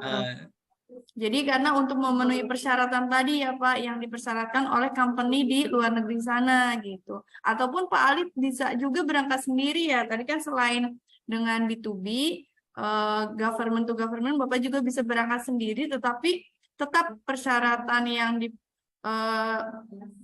yang diminta oleh company di luar negeri itu harus dipenuhi persyaratannya, begitu ya Pak Anjar. Tetap aja sih memerlukan emang biaya yang cukup tinggi gitu ya Pak Anjar untuk persiapannya ini gitu. Cuman Tinggi sebenarnya untuk peningkatan kompetensi kita sebetulnya. ya, Peningkatan kompetensi kita, kemudian kita nanti kan di dalam, misalkan contoh begini, ada beberapa ya pengalaman saya, misalkan pengalaman saya waktu saya mengirimkan welder ke perusahaan Dartbird di Australia dulu, minta ke pemerintah, yang waktu itu belum ada G2G, itu waktu itu saya masih di Naker waktu itu, kira-kira tahun udah lama sekali, tahun 2002, jadi udah 20 tahun yang lalu. Ini sebagai satu gambaran bahwa yang penting mereka itu adalah kompetensinya. Oke, kompetensi seperti apa sih? Ini karena saya akan ngelas ini, ada perusahaan kapal gini-gini, umpamanya seperti itu ya waktu itu. Oke, kita ada spesifik sekian, mereka wawancara sendiri. Pada waktu itu belum ada Zoom, belum ada ini. Mereka datang tuh. Saya ada di mana? Ada di Batam, di balai latihan yang kelas di Batam. Oke, mereka wawancara sendiri, merasa sudah selesai. Ada yang belum, kamu harus latihan dulu. Latihan dulu, tinggal negosiasi. Kamu mau bayarin apa saya bayar sendiri? Kalau saya bayar sendiri, berarti saya gajinya sekian. Oke, silakan. Itu kan all about negotiation. Nah, setelah cocok, sudah di sana mengirimkan visa nih, rekomendasi untuk kamu visa di Kedutaan Australia. Dicop di sana. Ini untuk istrinya. Ini kalau ada anaknya di sana. Kenapa ada istri ada anak? Supaya mereka kerjanya di sana tenang. Itu sampai segitunya sebetulnya. Nah, tapi semuanya itu informasi harus jelas. Kenapa saya sampaikan background tadi sampai lama seperti bukan yang las bidang las, bukan. Kalau bidang las kan kecil ya. Ada salah satu nama jabatan gitu ya. Tapi justru bukan itunya. Jadi bagaimana seluk-beluknya yang supaya kita bisa keluar negeri tadi, dan tidak hanya jabatan ini saja, yang lain justru seperti ini. Sehingga kita tahu betul, oh ini loh sebetulnya seperti ini. Oh kalau begitu berarti sebenarnya tidak menipu dong. Memang harus seperti ini. Nah, itulah keterbukaan itu yang harus kita tahu. Katakanlah nanti kita latihan di VSC misalkan. Lo kan latihan di VSC mau dapat sedikit, jelas dong. Kan jelas untuk latihan ini sekian bulan, biayanya segini, untuk ini saja, untuk biaya ini aja sekian, untuk listrik sekian, untuk tiap kali kawat lasnya dan sebagainya, kan bisa kelihatan, bisa dihitung, dan semua bisa menghitung bareng-bareng. Gitu. Sama-sama bisa kita. Nah, sehingga untuk instrukturnya, untuk sebetulnya asal kita fair, kita terbuka, itu sebenarnya nggak masalah. Jadi nggak belakangannya itu nggak ada yang bilang, saya bayar sekian juta. Oke, untuk apa dulu? Gitu. Nah, ini kita sebagai calon tenaga kerja yang saya maksudkan itu harus pintar. Gitu loh. Jadi kalau kita sudah pintar dalam arti dalam bidang itu ya, bidang kita ahliannya jelas kita pintar, tapi dalam prosesnya. Nah, kalau kita sudah pintar, artinya kita bisa tahu what I am going to do, itu salah satu bentuk early protection. Dan juga self protection. Itu saya ngomong dari zaman saya masih aktif, itu selalu saya gembor-gemborkan karena itu kuncinya ada di situ. Kita pintar itu supaya tidak ditipu. Kalau tidak ditipu berarti itu perlindungan awal itu karena knowledge kita. Makanya belajarlah, ikro, baca terus baca aturan, baca ini. Mendengar dari sana seperti ini, mendengar di sini, wah di sana nipu, jangan diikutin. Oh yang ini yang benar, yang ini. Jadi kita bisa memilah dan memilih yang benar. Kira-kira begitu Mbak Devi? Ya, begitu Pak Aldi. Jadi mungkin dari sisi Pak Aldi tuh pengen, oh iya saya tuh memang akan membayar dengan biaya yang cukup tinggi, tapi saya mau lembaga yang menyalurkan itu aman gitu ya Pak Aldi ya. Jadi, Iya, baik. Ya, jelas itu. jadi ya itu tadi berdasarkan undang-undang itu yang harus kita tahu bahwa lembaga itu berbadan hukum ya Pak Anjar. Ya, di sananya nggak boleh perorangan katakanlah. Betul. Nggak boleh orang seorang mau bikin pagar terus mengundang itu enggak. Biasanya Ya. mereka perusahaannya ada di sana, saya yang mengerjakan, oke. Tapi atas nama perusahaannya di sana, umpamanya seperti itu. Ya, berbadan hukum. Kemudian juga Pak Aldi harus dapat perjanjian kerja tadi ya Pak Aldi, supaya dengan adanya perjanjian kerja tuh memastikan bahwa Pak Aldi itu memang akan diberangkatkan ke tempat sana gitu di luar negeri. Gitu Pak Aldi. Semoga menjawab pertanyaan dari Pak Aldi ya. Ini ada pertanyaan berikutnya Pak, Oke, dari Pak Aditya. Pak Aditya ini bertanya, kalau saya mau bekerja ke luar negeri, apa yang harus kita siapkan gitu ya Pak? Ya, baik. Berarti apa yang harus disiapkan? Nah, ini. Nah, untuk dapat ditempatkan di luar negeri, calon pekerja migran Indonesia wajib memiliki dokumen yang meliputi A, B, C, D, E, F. Nah, misalkan ini. Ini adalah dokumennya. Jadi dokumen-dokumen ini tetap harus ada di situ, ya, ada. Dan yang terpenting karena kita tujuannya adalah kita adalah akan bekerja, tunjukkan bahwa kamu bisa bekerja dalam bidangnya. Bidang apa? Ya inilah. C-nya ini.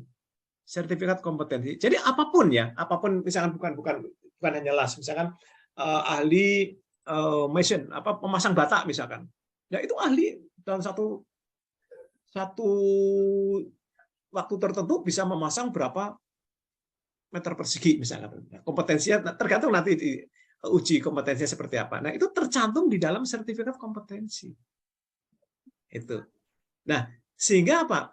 Sertifikat kompetensi ini, kalau ini kan syarat administratif ya, oke, ini gampang ya. Nah, ini yang penting. Surat keterangan sehat, oke, surat keterangan sehat, dan juga paspor, visa kerja, dan juga perjanjian penempatan pekerja migran. Ini kalau akan dikirim oleh P3MI tadi, oleh PJTKI lah gitu. Ini harus ada punya seperti ini. Karena apa? Untuk melindungi juga. Kalau nggak jadi ditempatkan, oh saya bisa satu untuk ini, mana uangnya balik yang udah itu umpamanya seperti itu. Jadi jelas di sini. Nah, perjanjian kerja itu adalah antara nanti kalau sudah di sana. Nah, biasanya di dalam hal ini kalau kita akan ditempatkan keluar sudah jelas PT-nya apa, perusahaannya di sana ada yang akan menempatkan itu, biasanya mereka mengirimkan suatu standar labor contract.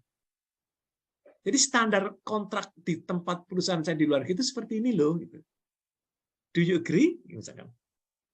Yes, I do. Berarti dia akan sign di situ. Itu adalah minimal. Minimalnya itu. Nanti kalau sudah sampai di sana, itu mungkin tidak minimal itu. Ada lembur lagi apa. Dan mungkin karena namanya juga standar labor contract. Nah kalau standarnya saja sudah tinggi, ya alhamdulillah. Kan gitu kalau di sini. Nah, jadi syarat-syaratnya ini Mas ya. Ini tolong ada di ini. Nah, ini. Di pasal 13 ini wajib memiliki ini dokumen ya, dokumen tahun 2017 ya, Pak. Ya, jadi ini saya ambil aja di sini. Saya ketikkan aslinya, ini saya ambil ini loh, saya tidak mengubah, tidak mengetik ulang, enggak. Ini saya ambil karena ini sangat penting sekali. Masyarakat harus tahu gitu loh. Harus tahu tentang ini. Iya, betul, Pak Anjar. Kecuali ini, tapi satu teman ini loh ya, ahli dalam bidang apa ya ini tunjukkannya. Ya. Ya kalau sudah sertifikat las ya sudahlah, datang aja ke WC itu kan sudah jelas akan memberikan sertifikat itu. Ya baik Pak Anjar. Okay. Pak Aditya boleh kalau ada pertanyaan tambahan terkait dari jawaban yang diberikan, silakan Pak Aditya. Terima kasih buat Pak Anjar sebelumnya. Yang Yang saya tanyakan mungkin sudah terjawab ya Pak ya. Oke. Yang saya mau tanyakan lagi Pak, mungkin rada melenceng ya Pak ya. Ya nggak apa-apa Maksudnya kalau ini melencengnya saya walaupun melenceng bisa ya saya. Namanya diskusi ya. Oke, monggo Mohon ya Mas. Pak ya. Pertanyaan saya ini Pak seputar dunia inspektor Pak ya. Dunia? Ya inspektor, welding inspektor. Ya. Selain sertifikat dan experience, kemampuan apa lagi Pak yang perlu kita persiapkan? Minimal basic skill aja lah Pak. Itu pertanyaan saya yang simpel. Terima kasih ya Pak. Ya, terima kasih Pak Hadi. Jadi begini ya, sebetulnya kalau untuk secara skill kita kan sudah mumpuni ya, sudah ahli. Misalkan dalam welding, walaupun dan sebagai inspektor, welding inspektor, apapun lah whatever nama jabatan yang ada di situ. Ya, itu akan bisa. Nah di sini nah. Jadi yang D itu jangan dianggap remeh. Surat keterangan sehat berdasarkan hasil pemeriksaan kesehatan dan fisiologi. Nah, fisiologi ini maksudnya begini, kejiwaan ini. Ini sangat penting sekali di sana, kecuali saya sudah skill, tapi kalau saya kerja di bawah tekanan yang tinggi seperti ini akan menjadi agak menceng, agak pusing apa dan itu ya, untuk mengukur itu.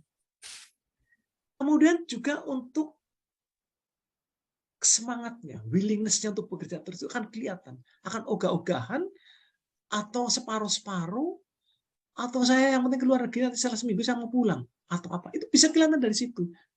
Jadi kerjanya benar atau tidak itu di situ. Ini di fisiologi. Nah kemudian hal yang lainnya adalah pada waktu pre-departure orientasi atau orientasi pemberangkatan, itu kita minimal harus mengenal yang namanya budayanya di sana lah. Hukum dan budayanya. Aturan-aturan di sana itu seperti apa sih? Aturan jelas sana berjalan di sebelah kanan. Nah, itu kan aturan. Jadi kalau kita belajar sebelah kanan, berarti kita harus nyebrang harus nengoknya kemana? Kalau nggak nengok ke sana ketabrak loh tuh. Karena kita nggak biasa. Nah itu kan satu-satu yang apa ya yang sederhana. Ya. Adat istiadat, hukum yang di sana yang harus kita ketahui, kebiasaan-kebiasaan dan juga oke lah. Nah, itu yang mesti harus dipersiapkan semuanya. Kecuali juga tadi yang fisiologi tadi, karena fisiologi itu akan kelihatan sekali nanti. Dia akan secara mental itu akan loneliness di sana misalnya atau apapun lah ya, itu akan terjadi itu. Jangan pindah sekarang pindah ke antar Indonesia saja bisa stres juga. Loh, karena Indonesia luas. Bisa 2,5 jam. Ke Papua saya 4 jam, 5 jam misalkan begitu. Karena kalau ke Singapura cuma berapa jam, ke Brunei berapa jam. Nanti kita ke IKN sana sama bersama dengan Brunei. Itu. Tapi masih dalam negeri. Ya, umpamanya seperti itu. Nah, jadi faktor-faktor yang lainnya perlu disiapkan ya kecuali itu ya adalah faktor-faktor mental. Faktor psikologis tadi. Dan juga secara fisik ya tetap kita harus mau tidak mau tetap jerbesukui mau beo gitu. Jadi segala sesuatu itu tetap ada biayanya. Ya, nah biaya itu bisa oke lah kita bisa nanti bisa kalau kolektif bisa menggandeng lembaga pembiayaan dan seterusnya. Adalah solusinya gitu. Ya, asal lembaga pembiayaan itu yang jelas. Jangan yang membuat malah jadi kacau gitu ya. Kan ada yang misalnya melalui bank dan sebagainya. Ya, jadi kira-kira itu adat istiadat, fisiologi, kebiasaan dan juga ya kebiasaan lah. Karena kita akan bekerja di tempat lain. Tapi yang penting adalah kesehatan dan psikologi. Jadi kita tahu bahwa kita akan betul-betul tangguh, mempunyai struggle of life yang tinggi gitu, dan cepat menyerah gitu ya, umpamanya seperti itu. Ya, saya kira orang-orang kita itu biasa seperti itu, mempunyai satu tekad yang tinggi dan banyak seperti itu. Jadi untuk daerah seperti itu. Itu kita kira Mas Adit, ya. Jadi harus paham tentang negara yang akan kita tuju ya Pak Anjar ya, mulai dari Iya. culture, aturan undang-undang, terus kehidupan di sana ya, karena itu mempengaruhi Budayanya lah. ya, Kayak gitu. psikologi kita juga ya Pak Anjar. Ya. Tuh. Supaya Begitu, kita Pak di sana Adit. agak smooth gitu jadinya. Paling nggak Iya. kita sudah tahu kan menyiapkan ya. Nggak, nggak shock gitu ya Pak. Gitu Pak Adit. Ada lagi Pak Adit? Boleh saya Bagaimana tambahin Pak sedikit? Adit? Oke, silakan. Monggo, Pak, Ya, silakan, ya Pak. silakan Ya, Pak. silakan. Mungkin ada satu yang paling penting itu masalah bahasa, Pak. Ya, Karena bahasa. alat komunikasi untuk dalam kemasyarakatan atau mungkin dalam bekerja. Kalau kita tidak bisa bekerja, tidak bisa komunikasi, kadang kita itu bisa salah perintah gitu. Salah perintah. Nah, itu satu. Terus yang kedua dalam keseharian, kalau kita tidak bisa berkomunikasi, artinya kita tidak bisa masuk ke komunitas mereka. Gitu. Jadi akhirnya kita tuh rasa terasing dan rasa nggak betah di sana. Gitu. Tapi kalau kita udah bisa berbahasa dengan mereka, otomatis kita akan betah. Mungkin setahun 2 tahun tuh memang biasa kayak gitu. Tapi nanti kalau udah lewat dari 2 tahun ke atas, rasanya nggak mau pulang, Pak. Ya. Kerasan. Betul. Ya. Itu aja Jadi tambah. kenapa saya tadi tidak menyebutkan bahasa? Karena language is must. Jadi harus itu ya. Jadi bahkan kita waktu belajar pun juga English for special purpose.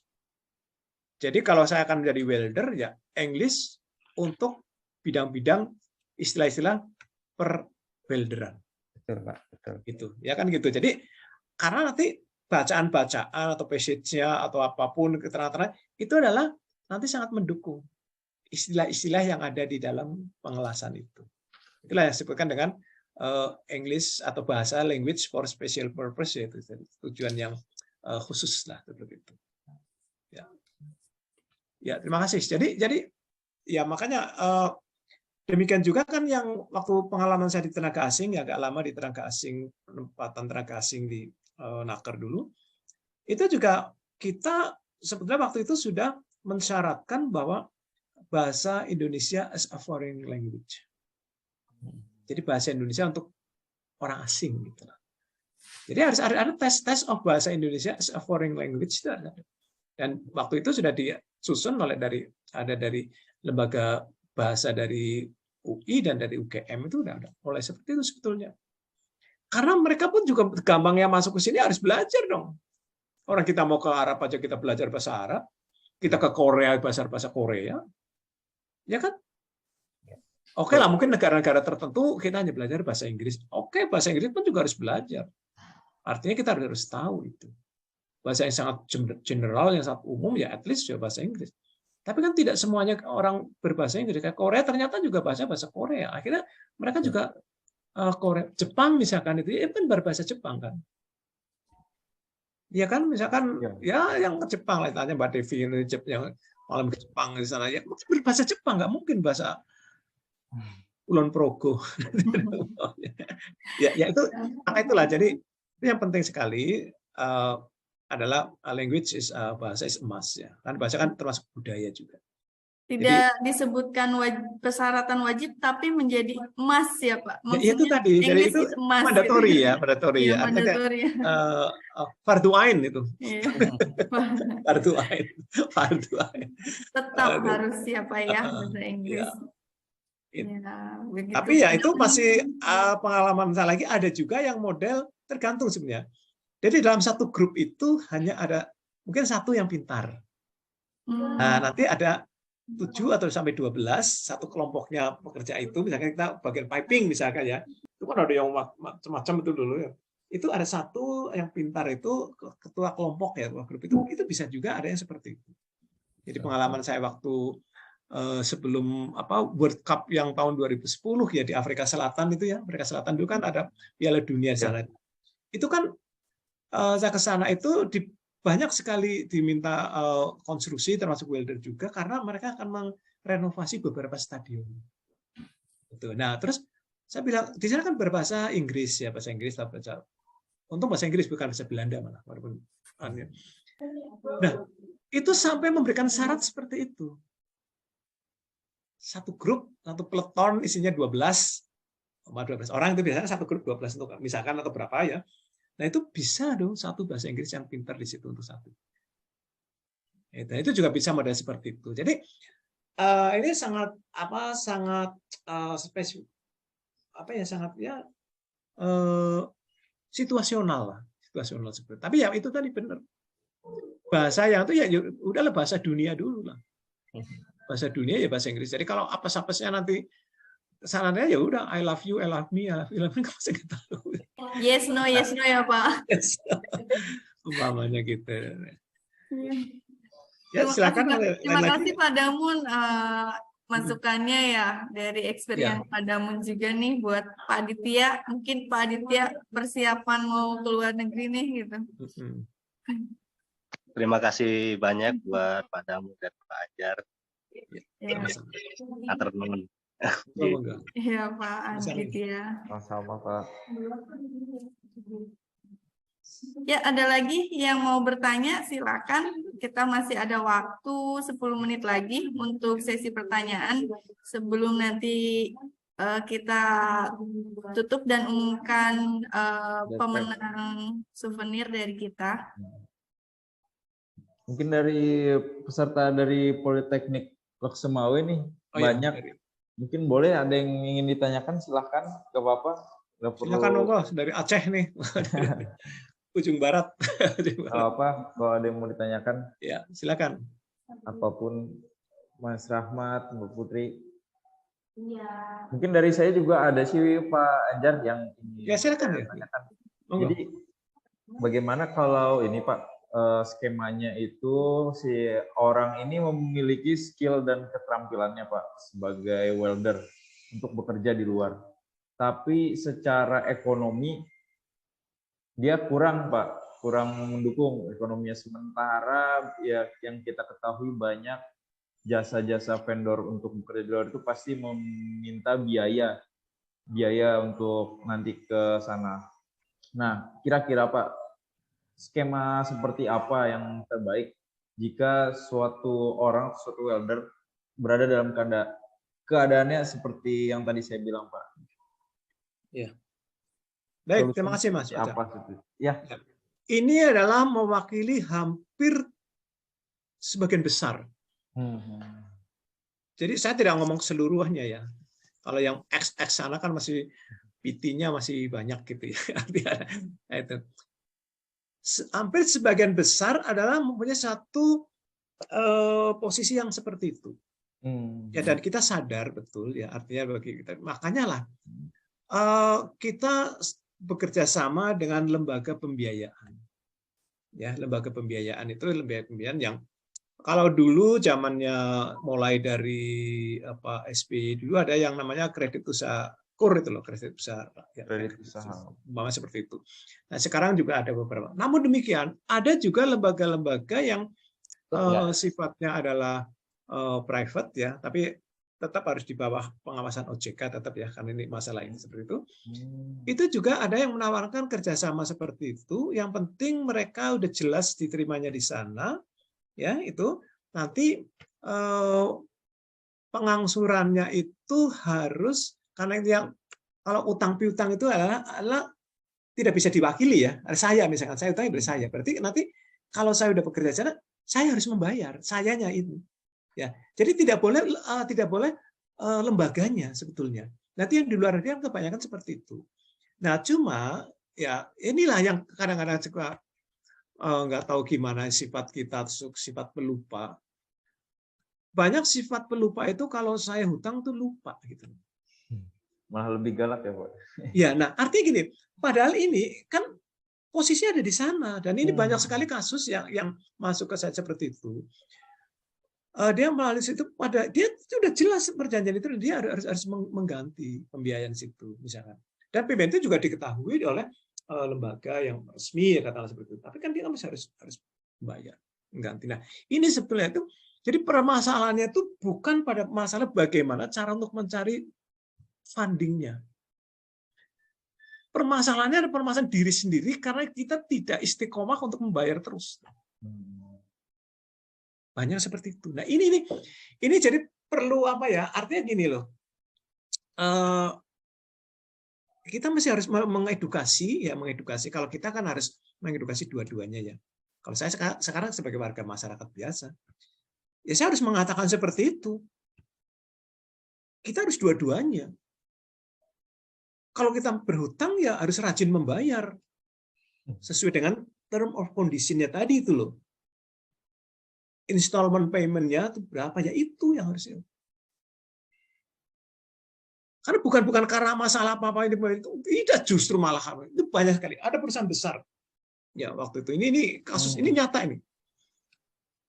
Sampai dengan dia tahap tertentu dia sudah dikirim ini untuk saya sebutkan saja jabatannya adalah nurse, register nurse. Katakanlah seperti itu. Oke, untuk membiayai sampai di situ memang hampir 100-an juta. Tapi begitu sampai di sana itu per bulan itu gajinya itu antara 12.000 atau 17 sampai 7 sampai 12.000. Kalau itu mengangsur seperti itu kan harusnya kan kecil. Ya. Ini mental seseorang itu tadi itu. Saya katakan demikian karena betul itu tadi. Sampai perusahaan itu hampir kolaps gara-gara membiayai orang yang tidak bertanggung jawab. Jadi jangan suka disalahkan kepada si pemberi dananya itu. Wah, kamu rente, lo kan sudah jelas ininya. Anunya sekian dan diketahui juga pemerintah. Tapi kalau mereka ditagih jadi marah. Ya, tadi kayaknya Mas Baca lebih marah. Nah ini yang sebetulnya ini perlu adanya suatu mengedukasi bagaimana cara berhutang yang baik. Bukan cara yang menghutangkan. Enggak, kalau mereka sudah lending itu sudah bisa. Ya ada uangnya bisa. Tapi yang menerima ini tadi. Jangan hanya senangnya menerima saja. Ini kenapa saya katakan seperti saya agak keras seperti itu. Karena pengalaman itu yang masuk ke itu seperti itu. Nah, jadi artinya maksudnya sama-sama ya, sama-sama. Kita masih harus sama-sama. Kita tidak boleh merugikan ya. Kita harus resiprokal lah, sejajar lah. Karena bukan berarti yang memberikan hutang itu lebih tinggi, tidak juga. Karena mereka juga lembaganya dia juga butuh orang pada hutang juga, kan begitu. Tapi mereka juga butuh juga orang pada mengembalikan juga. Supaya apa? Supaya bisa dinikmati orang yang lain. Ini kadang-kadang orang kita kan egois. Dengan kita nggak membayarkan berarti orang lain opportunity for lending halas ketutup. Habis. Itu. Dan sorry ini saya ngomong seperti ini supaya teman-teman pun juga menyadari bahwa kalian itu kadang-kadang ya artinya yang itu juga nggak fair. Gitu. Nah, makanya kita harus sama-sama jadinya. Itu Mas. Jadi kalau soal lembaga itu udah banyak sekali. Tapi justru kitanya makanya milih yang wise, yang kira-kira seperti apa, kita harus jelas. Berarti kita tidak merugikan, artinya tidak merugikan dalam arti memang ya wajar lah seperti ini. Normal kita hutang seperti ini, berarti nanti saya kembalikan tuh begitu saya sampai di sana, saya jelaskan dapat gajinya itu sebagai satu jaminan, gajinya itu rajin, rutin. Nah, sekarang kan banyak sekali, kita tidak perlu kita kan rekeningnya ada di sini melalui e-wallet kita kan kita langsung kan langsung tinggal transfer kan bisa. Cuma itu tadi willingness-nya itu tadi, kemauannya untuk maksud itu suka ya nanti akhirnya lupa ditagih marah. Itu maksudnya. Nah ini yang maksud saya.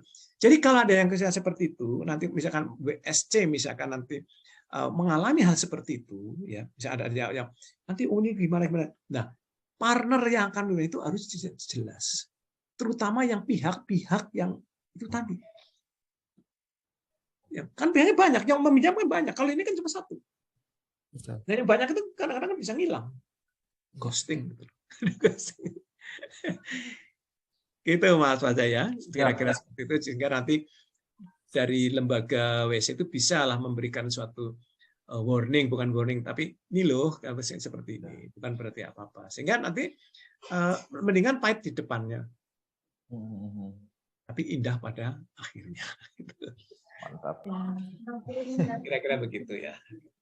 Oke. Jadi lebih enaknya emang harus jelas di depan ya Pak Anjar, kita sama-sama tahu apa kewajiban kita dan apa nanti haknya kita sebagai tenaga pekerja migran dari Indonesia ya Pak Anjar. Apalagi Iya. udah Khususnya dibekali nih calon-calon itu. sama Pak Anjar tentang undang-undang yang melindungi kita nih sebagai pekerja migran Indonesia, kan lebih kuat lagi buat kita calon pekerja buat bekerja di luar negeri gitu Pak Anjar. Ya. Ya, karena waktunya sudah habis untuk sesi tanya jawab, boleh kita umumkan dulu ya, Pak Faza, siapa nih yang akan mendapatkan souvenir dari Welling Study Center, nanti akan kita kirimkan ke alamat masing-masing dan akan kita hubungi melalui WhatsApp gitu. Silakan Mas Faza. Oke, siap. Terima kasih. Saya izin untuk stop share-nya nih ya, saya tutup Iya, ya. boleh Ya. Pak Anjar, Ya. boleh di Oke, Pak Anjar. stop share. Oke, semuanya jangan keluar dulu karena ini ada pengumuman door prize dan juga setelah ini ada foto bersama. Untuk door prize kita berikan kepada peserta yang aktif di webinar ini. Dan untuk pemenang pertama door prize-nya adalah Pak Aldi. Mas Aldi, Pak Aldi. Ya. Ya Pak, selamat dapat door prize dari kami berupa tumbler dari kita. Nanti akan kita kirimkan ke alamat email yang dicantumkan di G-Form ya Pak. Iya. Oke, untuk pemenang keduanya ada Pak Damun. Pak Damun, selamat ya Pak nih, dapat door prize dari kita. Terima kasih Suhu Pak kita, Faza. Sama-sama Pak, nanti kita kirimin Pak ke alamat Pak Damun di sana. Boleh. Oke, dan untuk yang ketiga ada Pak Aditya. Pak Aditya, selamat. Selamat menjadi pemenang door prize. Nanti akan kita kirimkan door prize-nya ke alamat yang dicantumkan di G-Form. Oke, mungkin jika ada peserta dari webinar sebelumnya yang belum mendapatkan door prize dari kita, tapi sudah diumumkan menang, itu boleh hubungi saya nanti biar kita bisa kirim kembali door prize-nya. Oke, mungkin kita langsung lanjut ke foto bersama ya, Bu Devi. Open kamera aja semuanya ya pesertanya supaya terlihat. Oke, semuanya mungkin boleh di open kamera. Mas Chandra, Mas Arif, Mas Putri, Mas Aldi, dan peserta dari Polmed. Oke, semuanya 1, 2, 3. Sekali lagi, Pak Chandra. Yuk, 1, 2, 3. Oke. Mantap. Ya, sekian sesi webinar kali ini. Semoga kita semuanya dalam keadaan sehat selalu untuk ikut webinar di sesi bulan berikutnya. Nanti akan kita informasikan kembali. Semoga menjadi amal jariah untuk kita semua dalam memberikan ilmu yang bermanfaat buat rekan-rekan di dunia pengelasan. Terima kasih banyak kepada Pak Anjar atas menjadi narasumber hari ini, atas ilmu-ilmu yang sangat bermanfaat. Kemudian peserta-peserta yang telah hadir dan waktunya di siang hari ini kita ngobrol bersama, diskusi bersama. Pak Damun juga terima kasih atas kontribusinya. Ya baik, untuk itu kami tutup acara webinar hari ini. Terima kasih, selamat siang. Wassalamualaikum warahmatullahi wabarakatuh. Waalaikumsalam warahmatullahi wabarakatuh. Izin live ya, izin live. Ya, sama-sama Pak Anjar. Pak Damun, terima kasih Pak. PPT-nya boleh di-share buat peserta-peserta belajar lagi. Ya, nanti saya kirimkan ke Mas Faza. Ya, oke. Terima kasih. Terima kasih.